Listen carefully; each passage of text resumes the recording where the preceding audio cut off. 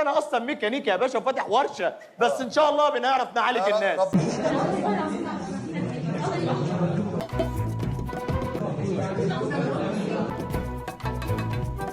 ما لو اعملها صح كمان. كنت بهدلتنا يا واد ولا ايه؟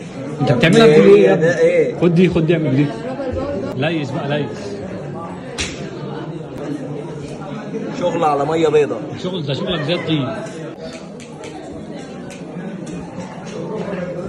طبعا ده احنا شايفين حرفيا موطن تحفه. يعني استغفر الله العظيم. تحفه.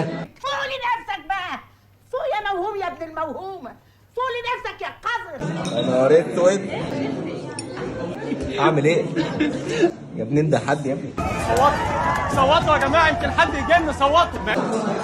اي حد عايزني نقله رمل، سيراميك، تجهيز عفش، اي حاجه، رقمي هيظهر على الشاشه.